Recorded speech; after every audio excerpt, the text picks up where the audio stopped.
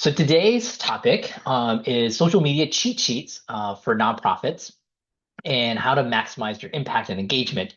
And we don't have a guest host today; it's just me. So that's a little bit different than usual as well. And so, for those of you that don't know me, my name is Gung. I am the co-founder and CEO here at Civic Champs. And so these are some of the logos that I'm affiliated with. And the one that's probably most relevant is the one here in the lower right corner called Community Elf. It was a social media management agency that I launched in 2010.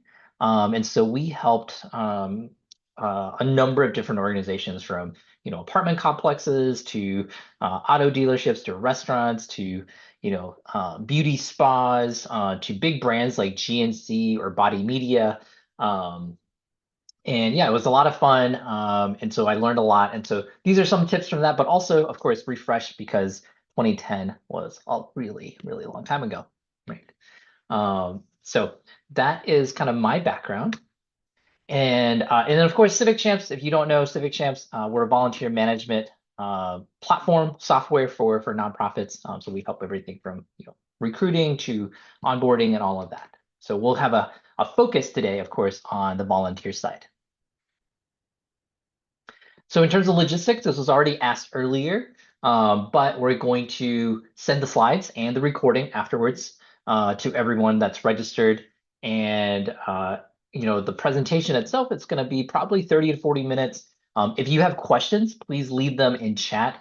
I'm going to see if I can, keep my eye out for them. But if I don't get to them, I'll come back and we'll make sure we get to them at the very end as well, right? And as usual, we always have some freebies at the end, so please do stay till the very end so we can share what those freebies are. All righty. So for today, we have kind of an overall roadmap in terms of the topic. We'll be talking about the benefits of social media, kind of just really short on that. You wouldn't be here if you didn't believe in the benefits, so I don't want to preach to the crowd too much. And then we'll talk about how do you create a social media strategy. And then, of course, for the thing that you're really here for, the different cheat sheets across the various platforms, we'll be sharing that. And again, we are going to be sharing both the recording and the slides afterwards, so you'll have all of those cheat sheets after today, right? Perfect.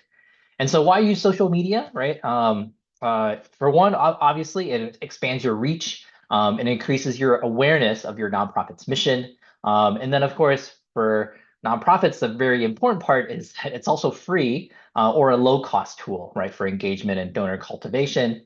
And so that's really, the biggest benefit. The other thing, right, is if you think about from a marketing perspective, social media is very interactive, right? It's the only way that you can actually have a kind of a more of a back and forth with your audience, unlike traditional marketing with emails or other platforms, right? You don't really get that engagement. People can comment, they can like, they can post, right? And so it's a way for you to engage people in a way that's not possible on other platforms or media.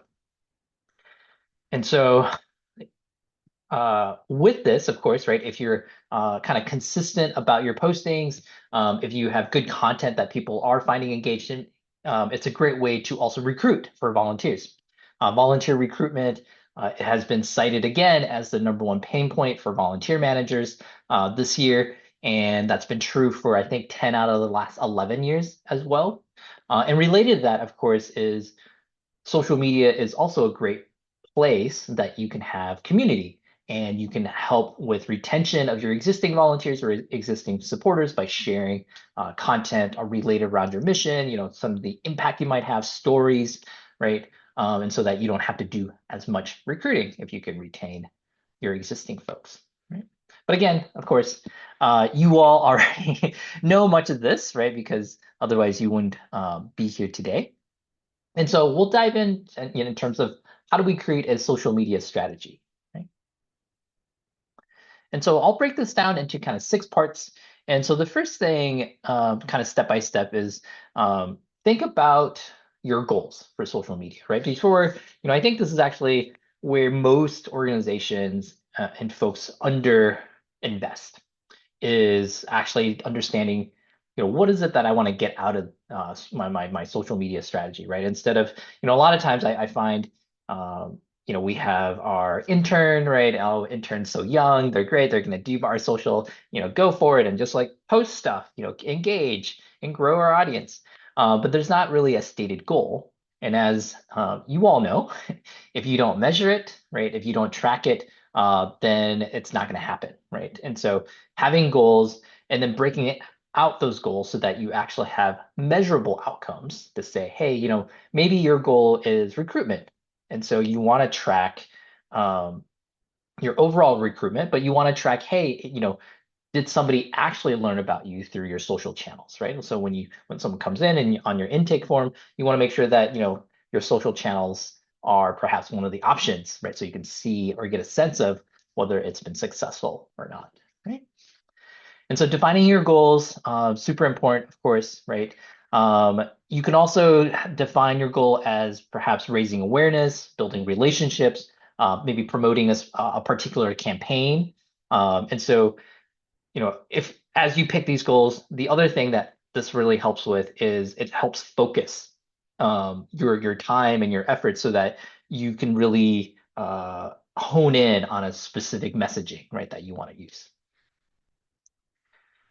The second part here is, okay, now let's say you've kind of identified your goal to, what is it that makes your nonprofit unique? And for many of our organizations, there's lots of similar organizations, perhaps even in your local community. So if you're an animal shelter, there might be a couple others. If you're a hunger relief organization, there might be others related, similar to you, right? And so thinking about what is it that makes you unique and different from the other folks, right? Why support your nonprofit versus the 10 other options that are out there? And so as a very personal example, I'm on the board of an organization called Westminster Neighborhood Services. It services, it provides after school care for students and then also hunger relief for their families generically, right? And so there's a food pantry. But the main thing is it's the only nonprofit that serves what we call the Near East Side of Indianapolis, right? And that's really, leaning into that. And that actually really drives a lot of strategy, right? And so, do we want to allow people outside of our sort of borders to use our services or not, right? And things like that, are dictated by this. And from a social media standpoint, right, similarly, we want to make sure that we know from a messaging standpoint, that's one of the things that really makes us unique, right? There's some other things, I don't want to, just stay on that one nonprofit example, right? But think about, what is it that makes you actually unique?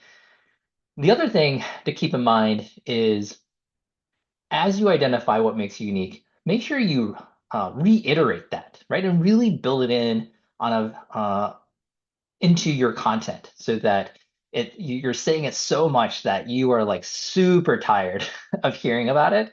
And I will tell you that even when you do that, your audience, is not going to be tired, right? Because it just takes so many points of contact for people to really absorb and understand what you do that it's really hard to overdo it, right? And that so I would encourage folks, right, from your mission standpoint or what makes you unique, to really reiterate that again and again and again and again, like on a weekly basis at least, right?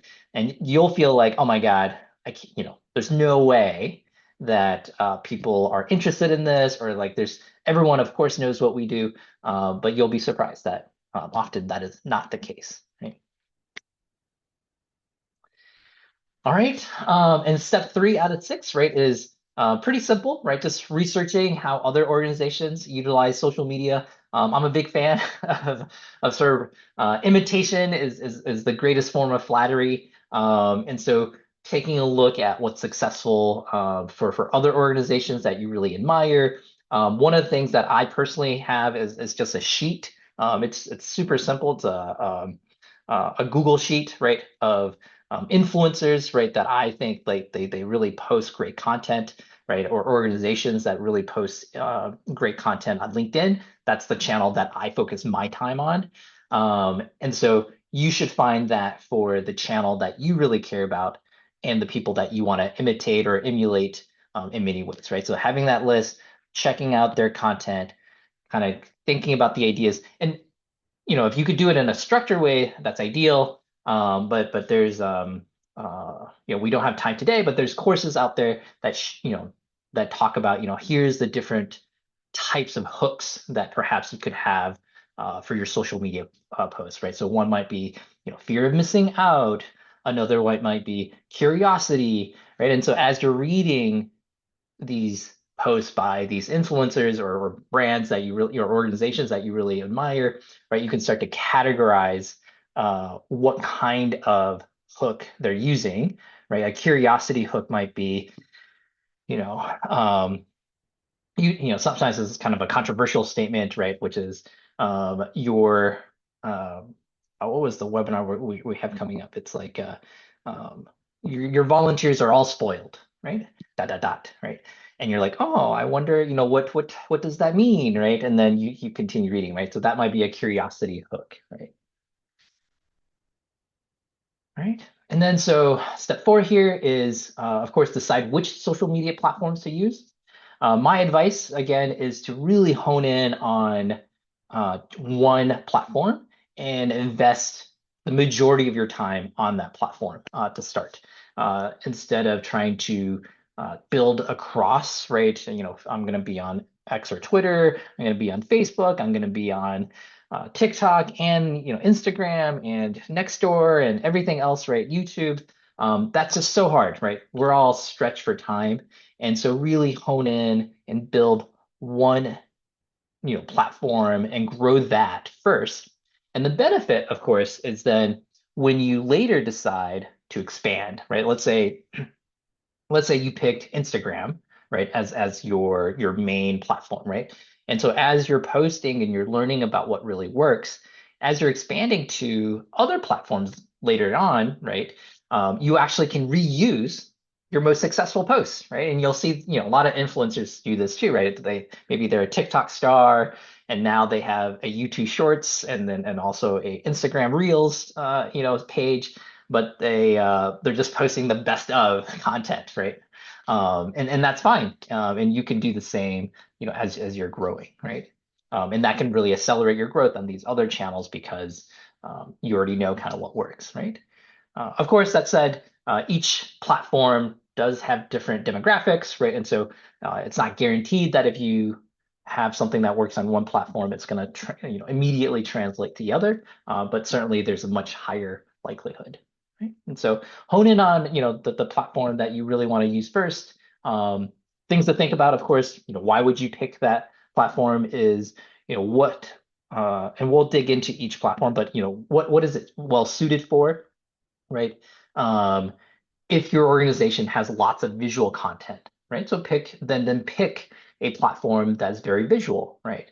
If your platform is, or if your organization, right, is more around, um, or the other way to think about it is, what is it that you actually enjoy doing, right? Like, do you like making videos? Do you like, pictures? Do you like actually just like writing witty commentary, right? What is it that you actually enjoy? Because if you enjoy it, you're going to be more likely to be successful and do it. And so that would be the other way to think about, what platform to use. Step 5, this is very nice to have. I think certainly if you want to, as you're growing, you're going to want this, but really start to develop a brand guideline for your organization. And so the reason this really helps is a lot of times if you do this work up front, right? If you have a template, these are my colors, this is my font, this is like here's some icons that we generically like to use. Here's the logo files, right, that we have. Here's how we'd like to present, right? Maybe we even have some Canva templates that we use a lot. This obviously, as you start to post and start to use, makes your life a lot easier, right? You can just reiterate. The other thing is, even beyond just the templates themselves, it also lessens that mental load for you on an individual basis, right? So if you don't have to think about what font am I going to be using? What size is the font supposed to be? If I, what colors should these things be? But rather, hey, these are just our brand guidelines. We always do these things, right? My this is kind of probably a dumb example, but I always wear a Civic Champs t-shirt as an example of how I take off some of my mental load on a daily basis, right? I don't have to think about what I wear for the day. I just grab a Civic Champs t-shirt. I do have all the colors, right? So you might see me on these webinars and I'll be wearing red or gray or right, but it's a relatively easy decision, right? And then creating a content calendar is always helpful. And so just I find this to be helpful for two reasons. One is it really forces that consistency and almost across any of your platforms. One of the things you want to make sure you do is you're very consistent in that posting, right? And so um, if you get our newsletters, you know that the Civic Champs newsletter comes every week, right? It's on it's on a specific date and it arrives in your inbox, and you're there and you're ready for it. If you're doing our webinars are every Thursdays at 1 p.m. Not every Thursday, but when we have them, it's on Thursdays at 1 p.m. Eastern. And so you can come to expect those things, and that's very similar for your content on social, right? Is you want to get people kind of in a mode where they're kind of expecting your content on a certain cadence, right? And so so having a posting calendar kind of reinforces that.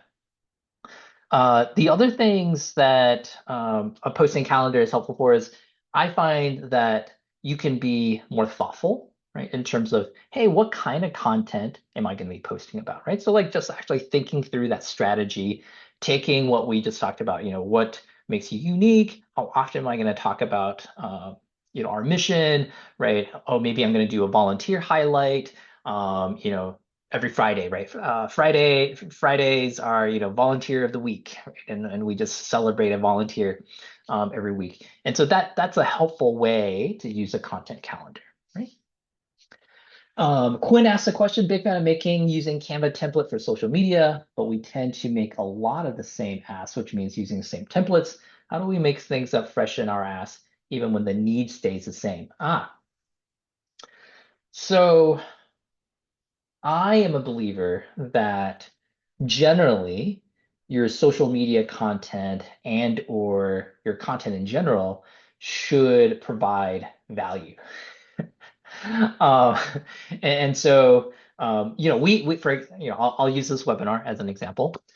We could have a weekly webinar that's essentially a glorified demo of Civic Champs, right? And we could just put that out there every week. It's very consistent.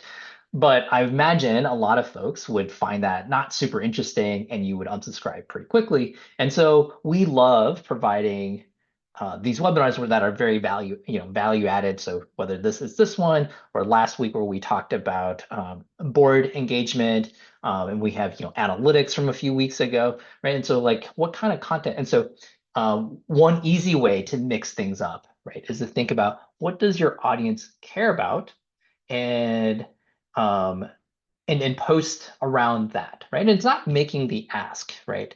And you're saying, well, like, well, what I really need is I need more volunteers, or I need more donations, and that's really what I want or I need. But I would say you would have more success with that if you, on a regular basis, it's not around those topics, right? And only, once a month do you make the like an ask, right? You have to build up your social capital with people, and then you cash it in, right?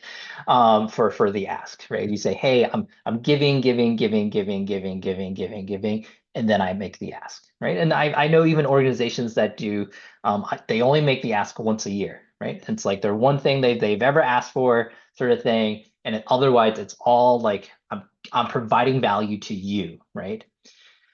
And even though that's not making an ask, what that does is it reminds people of your organization, right? Um, and one of the reasons people will donate or will volunteer or will engage generally with an organization is they need to trust you and they need to feel like you are doing good things, right? And they need to believe in you. And the more times they see you, right, there's psychology behind that, which is the familiarity of a brand to a person really increases the level of trust that they have, right? They don't, nothing has to happen. They just have to see you often enough, and that familiarity builds, and thus their trust builds as well, right? And so a lot of what social is good for is building that familiarity, that kind of consistent voice, um, and so that way you can cash in, so to speak, right, when you need to, but also it actually is helping you, even if you're not asking. People are reminded of you, and they might just come and volunteer or donate anyway without you actually prompting them, right? Judy Kelly says, is the 50/30/20 split still relevant? General timely info relative to what you do, and then about you. Yeah, no, I think those kind of guidelines are great, right? I think, especially again, I love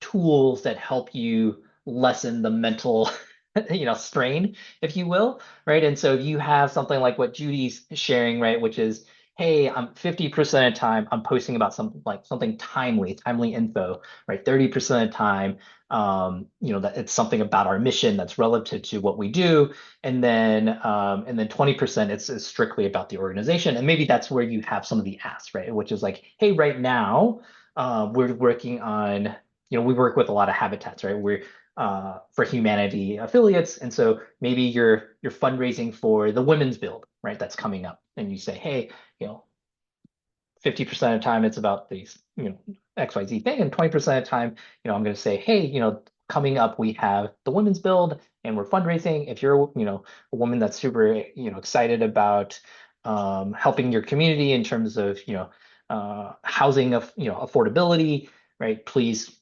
consider joining us or learning about us at this whatever info hour, right? So yeah, no, that's a great ad. Thanks, Kelly. Or yeah, Judy. I'm reading, sorry. And then the last step here, right, is of course integrating your social media strategy, into your organization's overall communications and strategy. So tactically, easy thing, right? You might already have a newsletter, and at the very bottom you can have your social icons or your one social icon, right? If you're focusing on just one channel, have a call to action and why they should join that channel, right? Like for for insights on how, for insights on um, animal welfare in, Boone County, consider joining our Facebook page, right? Right, and you can have something there, that tells people why they should join and then follow you on your channels, right? The other thing you could do is, you might have seen this on a lot of social channels already, right? It's what they call a link tree. And so you could create a link tree where you actually have all of your various, your website listed, and your social channels listed, right? And so there's another kind of one place, or a hub where people can see all of your various channels and content, so that if you have multiple channels, they can pick the one that they like to engage in the most. Right? All right. So that is, kind of the 6 steps in terms of how to create a social media strategy. So we'll dive into the cheat sheets here. And so the cheat sheets are arranged in sections, right? So we'll start with here first, with one platform, and then we'll go to the next ones. And so, yeah, so now you have that social media strategy and you're ready to post. And so, now what do you do? And so we're going to cover these 5 platforms here, right? So we have LinkedIn, TikTok, Twitter or X, and then Instagram, and then of course Facebook, right? I'll give a shout out to Blue Sky, for those of you that are very, are looking for an alternative to X. Blue Sky is a good one. And 2 other ones that we're not covering today would be that you might consider would be YouTube, right? Sometimes you don't think of YouTube as a social media platform, but in many ways, right, it very much is. And then Nextdoor would be another one that I think is really interesting, in particular for nonprofits, right? Because it's very locally oriented, and I know the folks at Nextdoor are looking for ways to make the platform more positive and right. And instead of just people complaining about their neighbors, right, they actually have some positive content, which nonprofits can certainly provide, right? All right. So, I guess, yeah. The first thing, I guess generally, right, to think about is optimizing your page's profile, right? And so, pretty much everywhere there's like an about you section, like who are you? How can you help? Folks, why should people follow you? And so, I liked in the description to have just like a little blurb around why is it that people should follow this page, right? And so again, thinking about like what makes your nonprofit unique, right? That could be part of it too.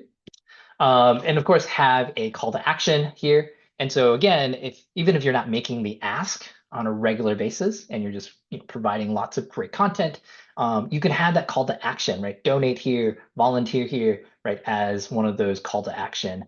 And almost all the platforms today allow you to have that little custom link, right? To sign up for our newsletter, visit our website, volunteer, etc. Right? And then on your profile, right? So these are just some character limits to consider, right? So, X is 160 characters in terms of your profile. One little trick, right, of course, is if you are using multiple platforms to the degree that you are consistently using the sort of lowest number of characters, right? So if you are on TikTok, it's only 80 characters. So if you have something good here, obviously it works across all your other channels as well, right? And so optimize for your smallest character limit channel here, and then use that same description across your other ones, right? Now digging into Twitter specifically, so we're going to have kind of three consistent little sections here on the first page here for each platform. And so as you're thinking about scheduling posts or analytics, we'll be highlighting some tools for each platform. So in this case, Twitter Analytics is the one that's free. It's pretty good. You can see a screenshot of this. That's what we would recommend using.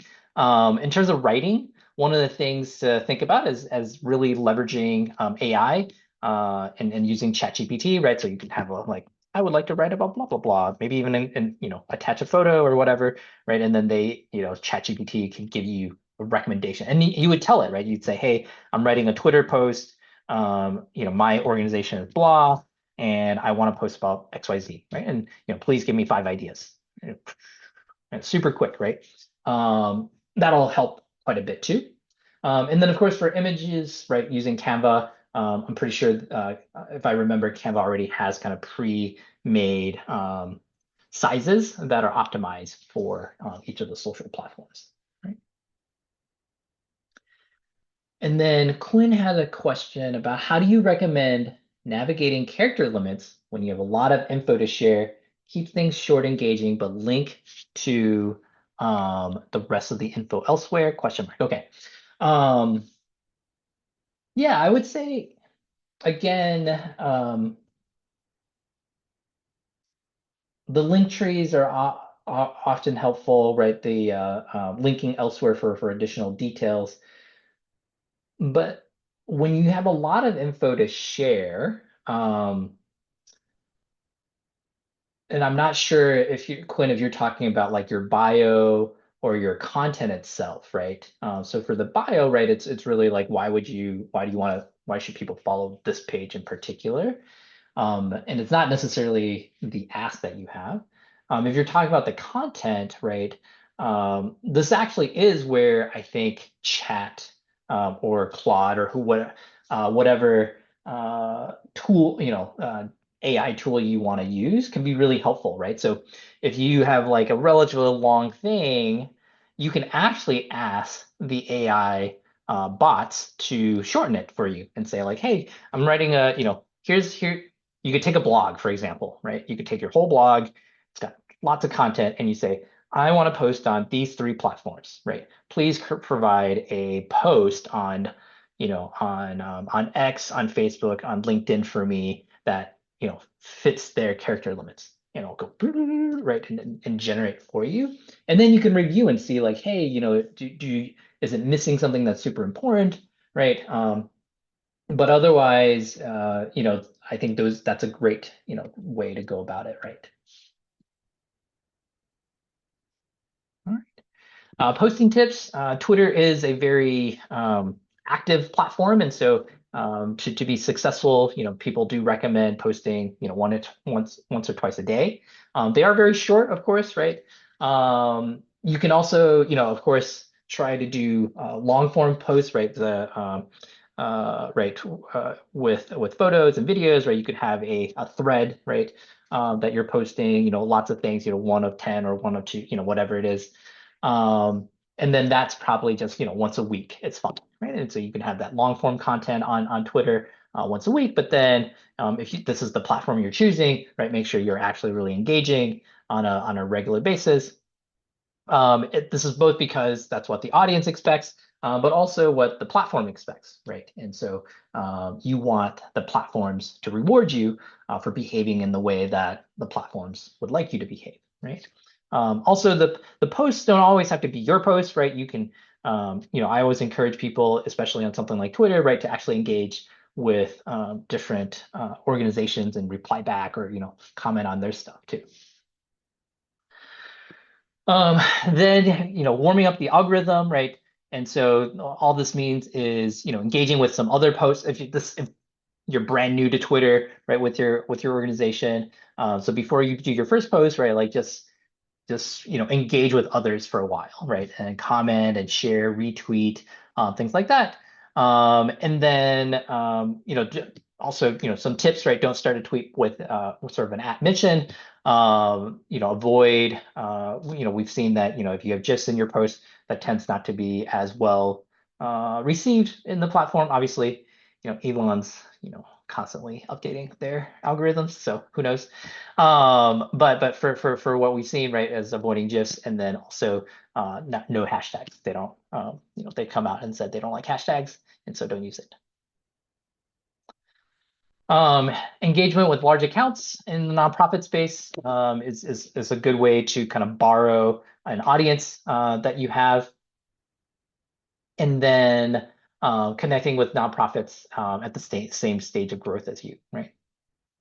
Twitter also, I think, is better for organizations that are less locally constrained, just because of the sort of the audience that it has, right? And so, for your not national nonprofits, certainly it's a great place, but also, if you have an audience that's across multiple geographies, right, it tends to be better than if you're just like very locally oriented. Instagram, Facebook tools. That you can use, right? So for scheduling and analytics, there's the Meta Business Suite that you can use that has great analytics. Again, Canva, we would recommend. And then you can use, right, for content, right, use Chat GPT. Notion is a great way to also, if you haven't used Notion as a tool, is a great way to sort of manage your content, right? And you can even have a content calendar on there. And now Notion also has its own little AI agent that can help you write as well, right?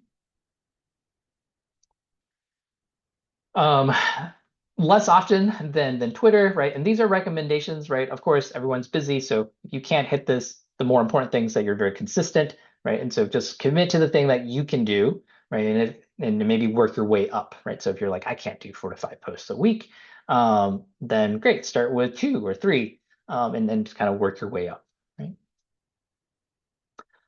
And then, yeah, including adding Instagram story posts. And so on Instagram, instead of just doing normal posts, right, you can also include stories, which is a great way to engage on that platform too. And you can add links to your stories, which you can't do on your normal posts. And then, yeah, this, I would say this is probably across the board more so than just for Instagram or Facebook. But right, again, reiterating that comment earlier around making your content educational as well for entertainment. Obviously, Instagram is a very visual platform, and so having content that's that's visual is important there. And then having that brand sort of um, defined, right, in terms of your aesthetics, then allows you to also create a more cohesive aesthetic across your Instagram. So when someone's scrolling, right, people are scrolling through, if it's very easy for them to be like, oh, okay, this must be from XYZ nonprofit, right, because it looks like it's from you, right, because there's like kind of a sort of a consistent aesthetic that you have, right. And there, in terms of caption strength, caption length, and this relates to the earlier question that Quinn had.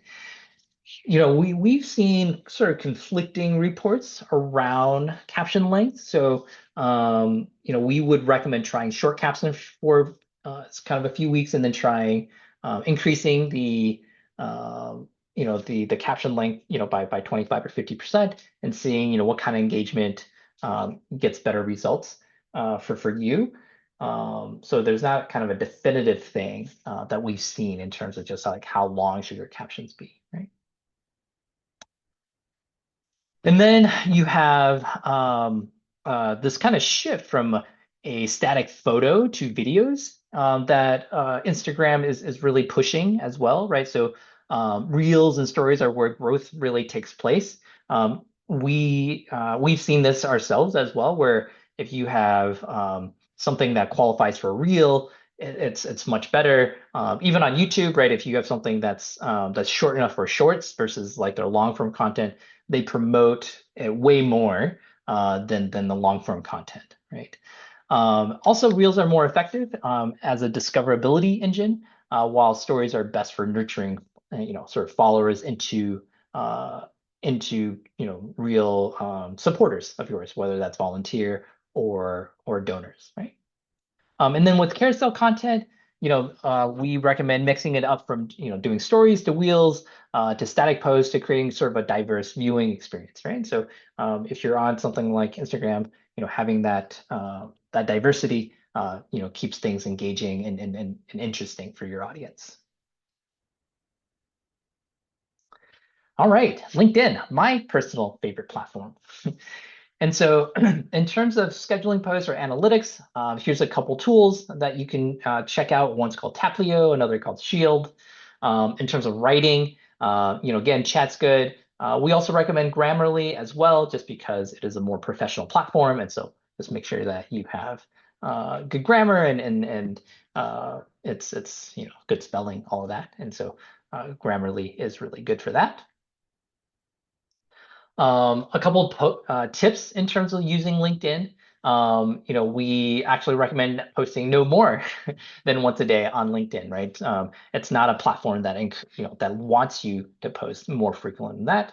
And then again, 5 is what we've seen, but sort of do what you can commit to, right? And so 2 to 3 is good. Even 1 a week if that's all you can do, right? Just make sure you build in that consistency, right?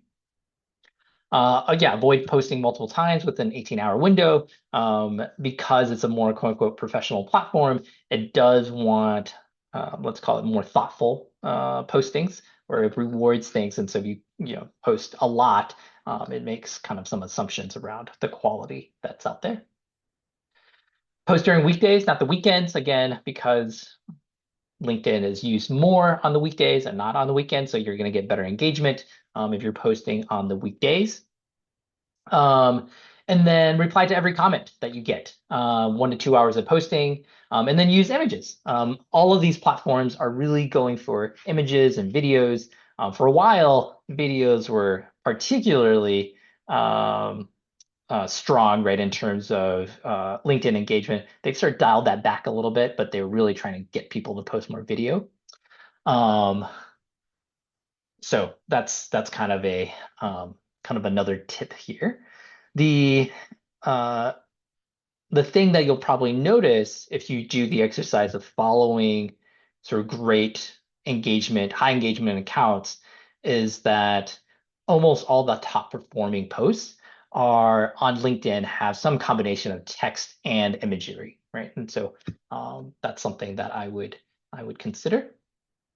Um, the other thing that I really love about LinkedIn for nonprofits is that LinkedIn is made for recruitment, actually, right? So it's a professional platform, and so you having a presence on here, and they even have a section for volunteering now, right? So you have your jobs, and then you have like what is it that you do, and so LinkedIn ads could help you find volunteers or donors, but also just even generally, right? This is a space that a platform that's geared towards recruitment, right? And so really encourage people to take a closer look at LinkedIn if you haven't already.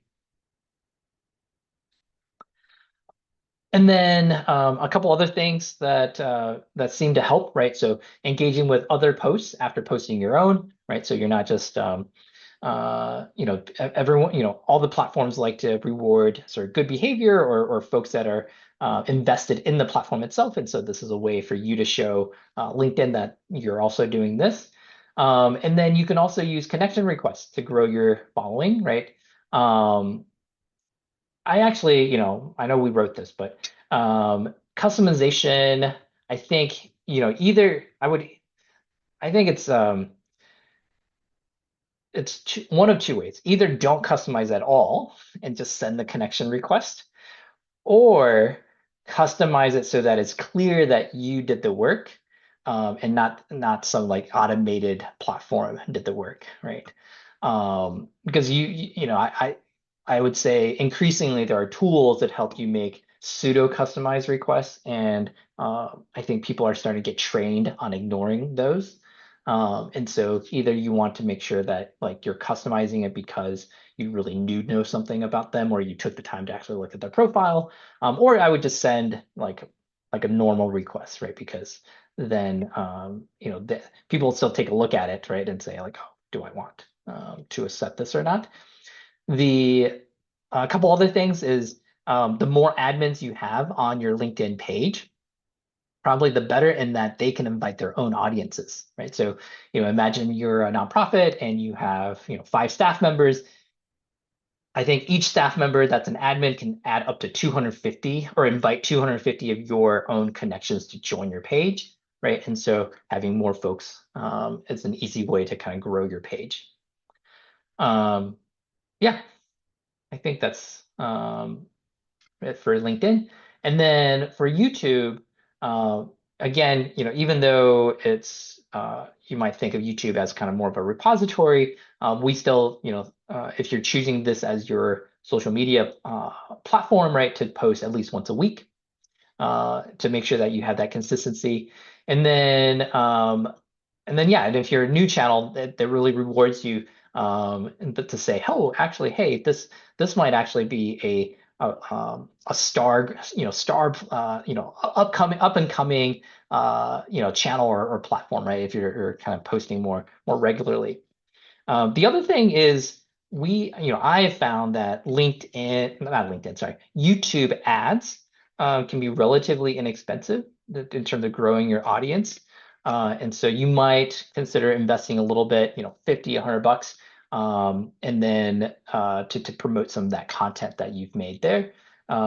It can really drive your subscriber counts, right? And I know sometimes, it's a little bit of a vanity metric, but we everybody, when they visit a page, always judges the page based on some of those vanity metrics, right? If you look at somebody that on LinkedIn and they have 100,000 followers, you're like, oh wow, this must be a real thought leader.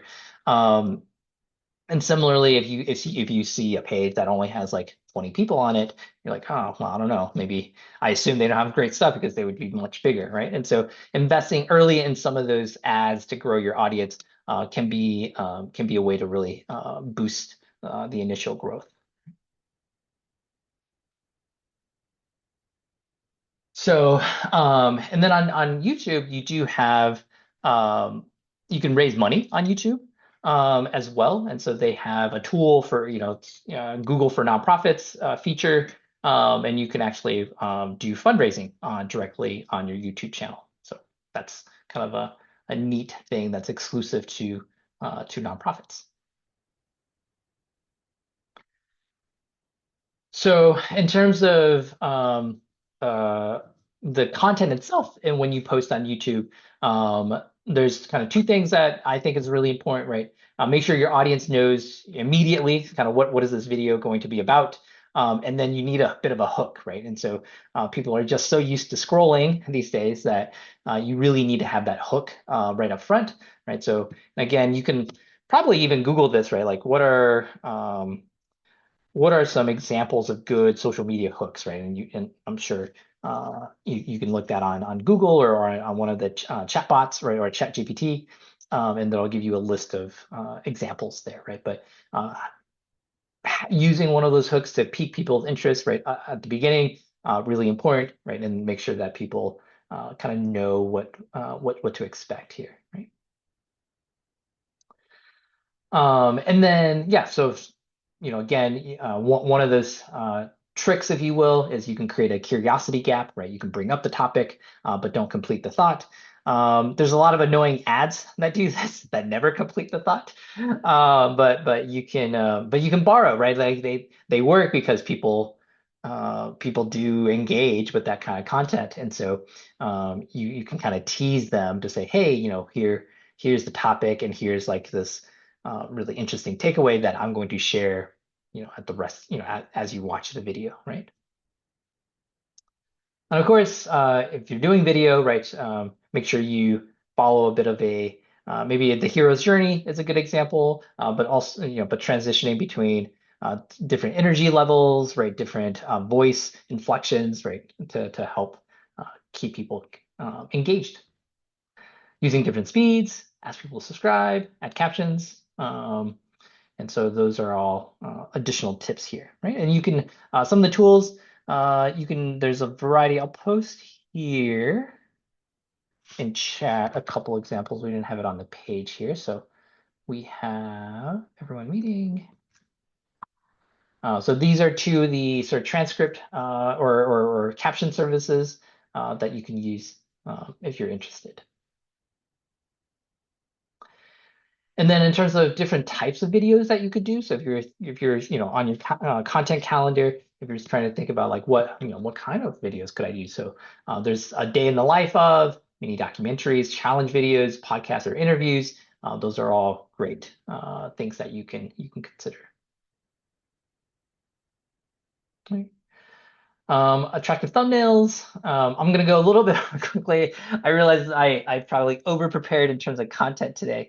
And so here's a couple additional tips on what kind of good content what you can make on YouTube. A lot of these tips, by the way, will work on other platforms as well, right? So add facial reactions. This will work on pretty much every platform, and so that sort of surprised and shocked face, right? If you have that and you post that on, and you can even use it on LinkedIn, right? People really react to faces, right? And it catches people's attention. And so, or you can use your eyes to communicate as well as another kind of trick where you can look at something. And so maybe if it's like subscribe here, right? Like if you look at it, people in the picture, people look at what you're looking at as well. All right, TikTok, 1 to 4 times, it's a lot. Basically, post a lot, depending on your audience. Um, Follow popular accounts, use your audience, and then for the SEO approach, right? So let me explain what that is. So um, a lot of younger audiences actually use TikTok to search instead of Google, right? You can, because on TikTok, you can get a 30-second video showing you exactly what to do, right? So, but on Google, you have to kind of search around and find the right link and et cetera, or read someone's blog post. And so you can use a tool here. I'll give you another uh, example here in chat. It's called Answer the Public, right? So you could see what people are searching for in terms of your topic, and then you can make your videos as answers to these questions, right? And so for your nonprofit, it could be, how do I if I have a pet that I can no longer, I can't keep, how do I give it up for adoption, right? Something like that in your specific area, right? Because SEO again, there's the long tail search, right? So the more specific you get, the less sort of general audience you get. But a lot of times for your nonprofit, you don't really want the general audience anyway. You just want, people that are in your community. And so having that specific phrase actually I think is even more helpful, right? So add like, I live in Hamilton County, right? So you could give an example of how do I do XYZ thing in Hamilton County. Okay. Keep doing it. Yeah, so use YouTube videos for more content. These are kind of self-explanatory.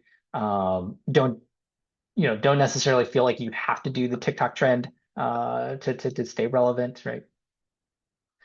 Emotional storytelling is a great one for nonprofits. And then you can use hashtags in TikTok too. So we would I would do that. Both a location hashtag, a kind of topic hashtag, and then sort of like your mission or purpose, right? But yeah, storytelling is a great usage for TikTok or other video platforms, right? Because nonprofits have the best stories to tell. All right. Other ones, Easter eggs, strong hooks, collaborate with other accounts within your niche. And then, oh, good.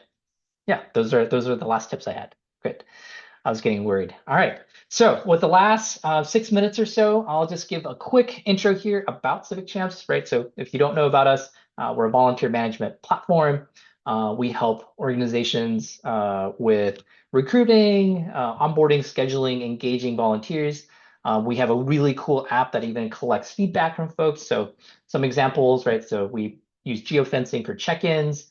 And so this is a quick example of what that looks like on our mobile app. You also can use a kiosk to check in, you know. And then when people are done, we collect feedback from them immediately, just like you would expect on any other sort of platform that you use as a consumer, right? So whether that's Uber, DoorDash, et cetera, we're trying to bring more of that sort of consumer experience to the nonprofit space. And then one of the great things is, as you're collecting this feedback, you may actually notice that people might say like, I really love XYZ things.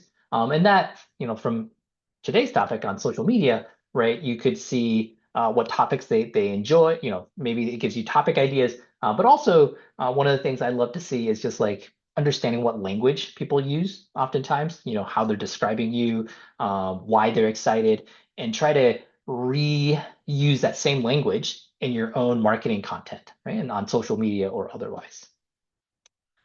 We have a dashboard that makes it easy for you to see all this information, including some of your big metrics. So if you're interested, please reach out. This is my personal contact, my email, our website, and then my LinkedIn.